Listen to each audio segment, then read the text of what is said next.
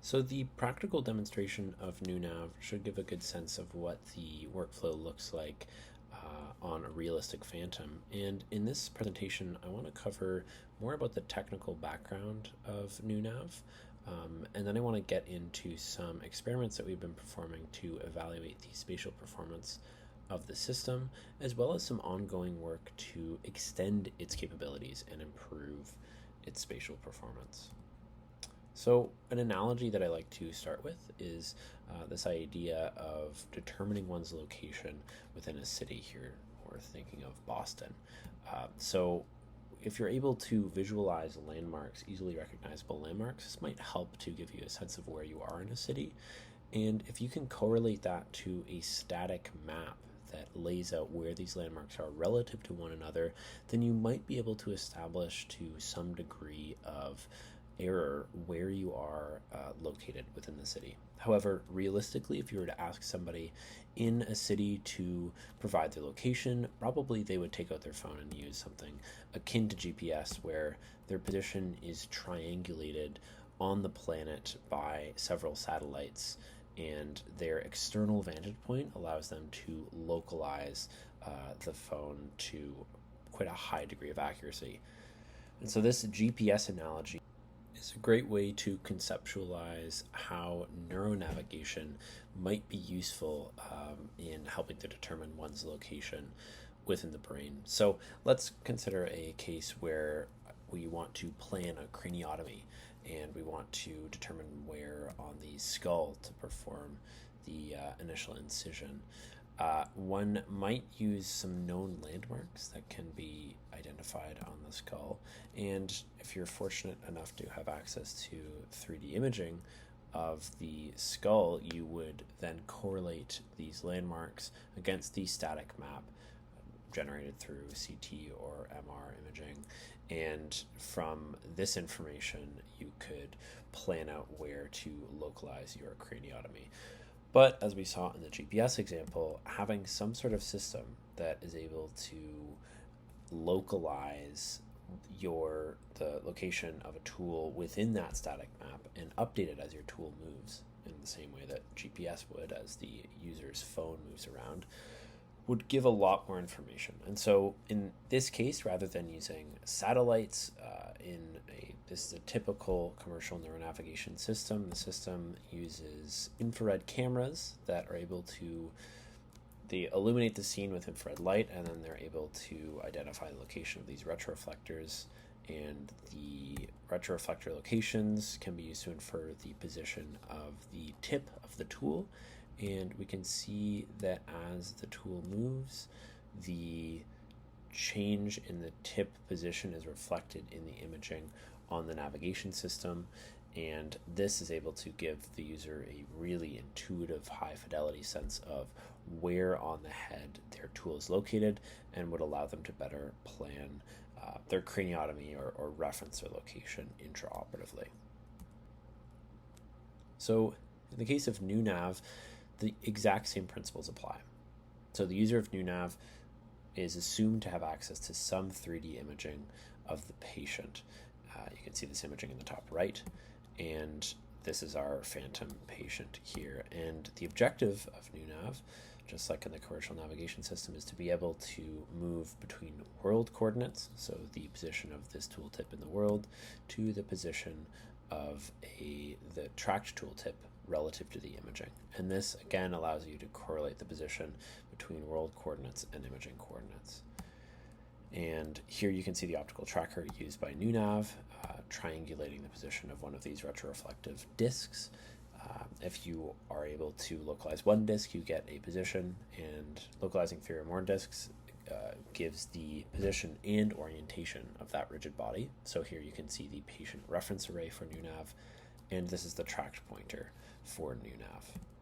And in order to move from the tip of the physical pointer to that pointer tip in imaging, there's a series of coordinate transformations that need to occur. So the first coordinate transformation is tracking the tip of the pointer relative to the pointer's body. Then we track the pointer's body relative to the patient reference array, which is rigidly secured to the head frame, which is rigidly secured to the patient. So this essentially allows us to track the patient directly. And then this reference array is localized relative to the imaging during the registration process. Now, encoded in each of these coordinate transformations is a non-zero amount of error. There's an unavoidable amount of error as we infer these relative locations. And trying to both quantify how much error is baked into these transformations and also trying to minimize it has been a major focus of recent research that's been carried out using the neunav system. There are numerous possible sources of error in any navigation system, and one way we can categorize them to be able to talk about them a bit more clearly is talking about intrinsic versus extrinsic error. So intrinsic sources of error, which we've highlighted here on the right, could include error that's introduced even though our user is acting optimally. So this can include fiducial localization error from our camera, fiducial localization error, and target registration error injected by the geometry of the tools used, as well as the addition of error from our registration algorithms and their sort of best possible case performance. There's also extrinsic error, and this is error that can be introduced from factors extrinsic to the navigation system, including user-related error, brain shift, which will frequently occur, and the limits and potential distortion within the imaging used to navigate as well. So we can consider combining these two sources of error, and we can think of the combination of these as the overall error associated with our navigation system. So for each of these sources of error, we carried out an experiment to attempt to quantify what we believe could be a real contributing factor under this category of error. So for intrinsic error, we looked into pointer geometry as a potential contributor to baseline spatial error. For extrinsic error, we investigated how the user's selection of registration points could impact the overall performance of neunav. And as far as overall error, we performed a comparison of neunav to a commercial system in a clinically realistic setting in order to determine what the combination of all of these sources of error might yield in a real OR context. So we can zoom in on this first experiment that investigates intrinsic error. Really, the goal of this experiment was to investigate how the geometry of our tracked tool impacts the performance of our neunav system, particularly in tracking the tip position of the pointer. There has been there is a lot of established literature on how this should impact the tracking theoretically. Some work by Wiles et al. In the early 2000s looks into this. However, we were interested in looking at the practical effects, specifically with our neunav camera, of trying these different pointer geometries. These geometries were generated by an industrial engineer with whom we're working on the neunav project, Ryan Bardsley, and he put together these geometries for a few different ergonomic reasons, as well as just to test geometries that might be easier and more difficult to manufacture. So what we did was using a commercial calibration bar. This is a solid ingot of Invar steel that has divots cut into it, 4 separate divots, and the inter-divot distance is reported by the manufacturer, in this case Optitrack, to 1 micron of error. So using this as our ground truth phantom, we're able to attempt to measure the inter-divot distances with our pointer, and then the difference between the inter-divot distance using the pointer and that reported by the calibration bar is taken as a measurement of error. So we perform these measurements across a series of different lighting conditions. This was all performed in the OR, so these were under OR lights, under room lights, and under low lighting conditions, as well as in a number of different positions within the field of view of the camera. And we found that pointers 1 through 4, and actually all 5 pointers in this case, achieved an interdivot measurement error of less than 1 millimeter. We can see that pointers 1 through 4 roughly performed the same. There weren't any statistically significant differences in their performance. However, pointer 5 did perform significantly better than pointers 1 through 4. And this is due most likely to a confounding variable that was very difficult to overcome, which is that pointers 1 through 4, being these custom pointers that are built to work with neunav, were tracked by the neunav camera, while pointer 5 was tracked using a gold standard camera integrated into a commercial neuronavigation system. I won't get into the technical reasons why it was difficult to use our custom pointers with the commercial system or vice versa, and we do have some newer research coming out that does control for this confounding variable. However, it was interesting at least to note that within the pointers tracked by neunav, we didn't see any real impact of the geometry on the overall tracking performance. So this implied that ergonomic considerations and considerations related to simplifying manufacturing could be taken into account more without as much concern about affecting the overall accuracy of the pointers. In evaluating extrinsic error, this step where we have users perform a dense registration of the patient to the imaging has an enormous amount of degrees of freedom for the user. So the user gets to select where they perform this trace, and the path is not determined by the neunav software. There are well-established heuristics for where points probably should be collected, including areas of higher curvature and areas of less subcutaneous fat. However, these are passed down and do vary notably between different users of commercial neuronavigation systems. So we wanted to measure the impact of the point selection on performance, and we did this by testing a combination of point sets on different regions of the skull. We also performed a comparison between our neunav system of registration, our neunav software, and a commercial system just to establish a baseline difference between the two systems as well. So the basic experimental setup for this was we had our commercial system and our neunav tracker pointed at a phantom that was fixed to a table. The phantom itself was a PVA phantom that had a removable top, and within this phantom we fixed 12 CT visible fiducials. These are commercially available fiducials that were fixed to the base of the skull, and the skull was then CT scanned, and the fiducials were segmented by an expert, giving us a target within the imaging. Then we used a reference array that was rigidly fixed to the phantom, as well as a pointer, in order to perform the registration with this phantom, as well as trace these CT visible fiducials in the real world, in patient coordinates. And then the distance between the inferred position of those targets in the imaging and the inferred position from the pointer gives us a target registration error. So the registration workflow is essentially the same for the commercial system and for neunav. For both systems, 3 sparse points are collected to perform an initial sparse registration, and then the dense registration is performed by both systems separately.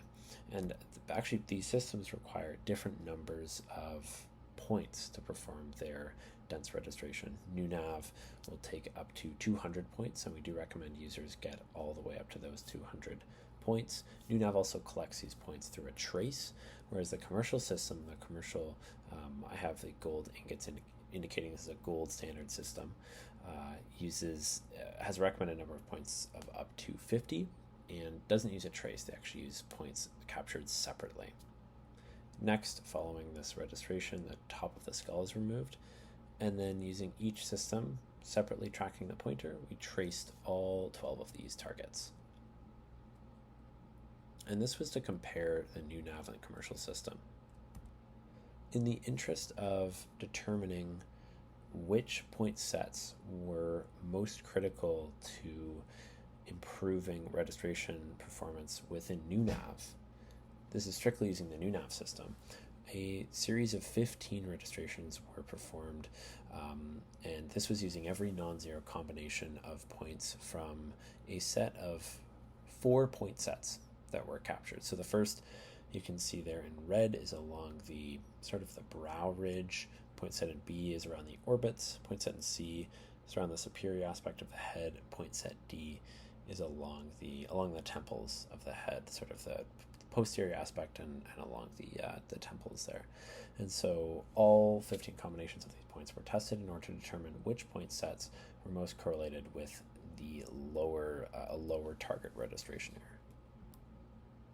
So for the initial comparison between NuNav and the gold standard system, we found NuNav achieved, and this is across 2 trials with 12 measurements each, it achieved 3.0 millimeters of target registration error with a standard deviation of 2 millimeters, whereas the gold standard system achieved a target registration error of 2.6 millimeters with a standard deviation of 1.2 millimeters. Performing the combinatorial testing with NuNav, we found that across all 15 combinations of point sets, increasing the number of registration points, and particularly those captured around the face, specifically point set B, this green point set captured around the orbits, this was correlated with a decreased TRE. So it was correlated with better performance of the system overall. And this tracks with previous literature on the subject and with existing heuristics that are used when these point sets are captured. The increased curvature around the orbits, as well as the low subcutaneous fat, it is recommended frequently in the literature to perform the dense registration using a commercial system in some of these areas. But it was interesting to see that this was also the case for NuNav as well. Finally, for the clinical comparison, we received clearance to bring the NuNav system into the Amigo suite at Brigham and Women's Hospital. And what we did was we had the clinicians perform their typical workflow using a commercial navigation system. And then we also had the clinicians using the commercial hardware register the NuNav system to the patient. So they performed the sparse and dense registration using the standard commercial pointer and patient reference array. Then following this step, we had the clinician use that same pointer to touch various locations on the patient's head, and we simultaneously captured the tip position of the pointer using the commercial gold standard system, as well as using the NuNav system. It's important to note here that only the commercial hardware was used. There wasn't any NuNav hardware used here, and this was to control for potential differences in pointer performance between the two systems. So they were both observing the same hardware and attempting to measure the position of the pointer.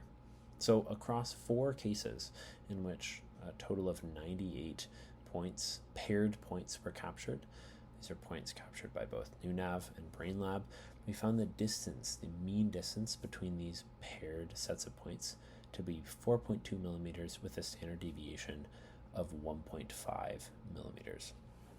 It is important to point out here that the commercial navigation system, while we expect that it is performing better than NuNav, it is not a ground truth measurement, and getting a ground truth measurement in these clinical scenarios can be quite challenging.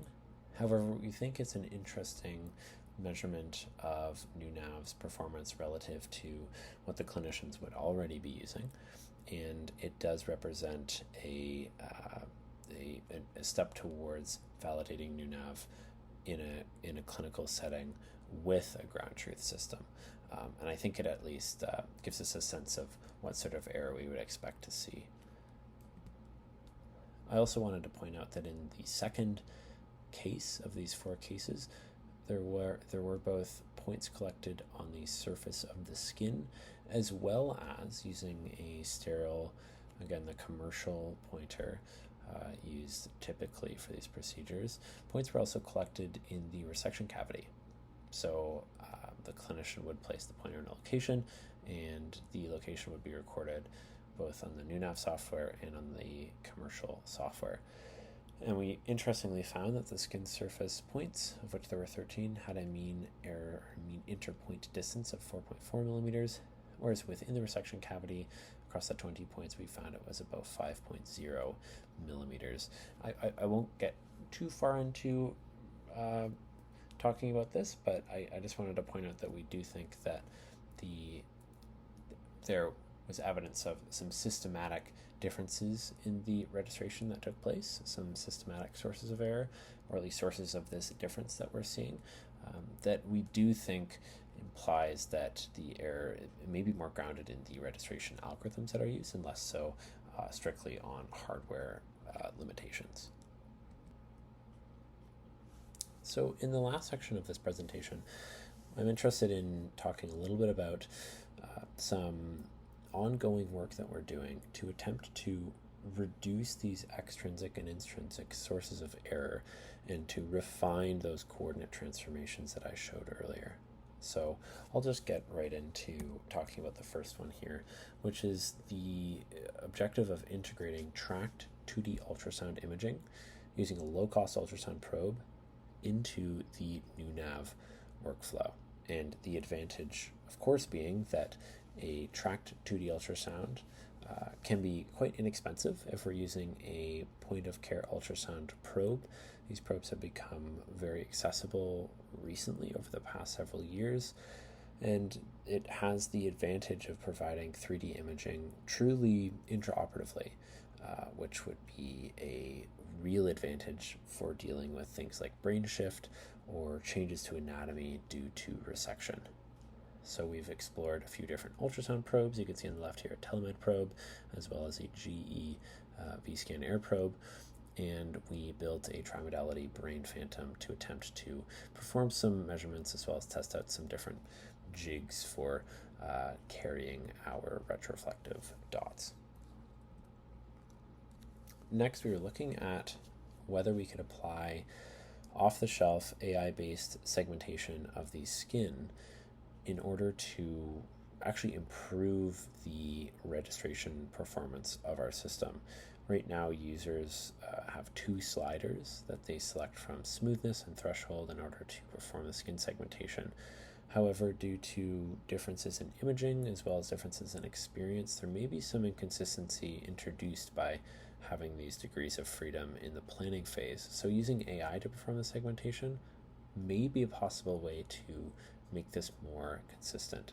And I'm showing on the right here some initial simulation results that will continue to be expanded upon.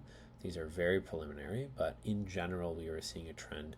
If we look at the blue boxes there, showing the AI-based segmentation, with the y-axis showing the mean target registration error. In general, we found that the AI-based segmentation was showing slightly lower TRE across some different imaging properties.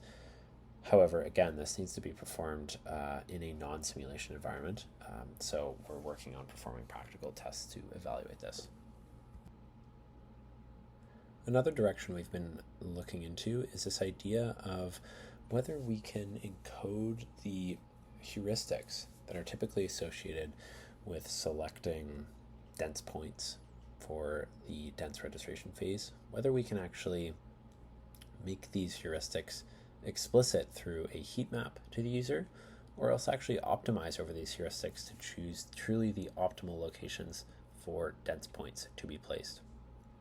These heuristics include things like favoring high local curvature on the surface, spreading out the points, so maximizing interpoint distances, as well as capturing points near the actual target region. So we're looking into whether a heat map might be a nice way to assist a user that maybe has less experience with neuronavigation, or whether even an experienced user could benefit from placing a few of their final points in particularly high yield locations. And lastly, it's hard to give one of these talks without at least mentioning large language models, and there's been some work that we've been doing recently more to support the 3D Slicer community on building a chatbot that's able to interface with the complete documentation as well as the main forum called Discourse for the 3D Slicer software. And again, 3D Slicer is sort of the base software upon which NewNav was built. And so we've been experimenting with whether this is a feasible means of supporting users of 3D Slicer in general, and it's possible that there may be some room for this to support users of NewNav as well. So the idea of having a built-in source of technical support for users of NewNav, potentially this technical support agent could also provide suggestions such as optimal dense point placement or assist with changing views during navigation. This is more of a hypothetical direction with some initial tests related to 3D Slicer in general, but we think is an interesting, at least discussion point at this time to start looking forward to how these LLMs can be beneficial to us. So that wraps up my presentation. Thank you very much for your attention. We also wanted to thank the organizers of the Hamlin Symposium for inviting us to speak. And I, of course, want to thank all of my collaborators. The slide isn't big enough to include everyone. Certainly none of this research would be possible without their ongoing support, as well as the sources of funding that I've listed along the bottom. Thank you very much for your time.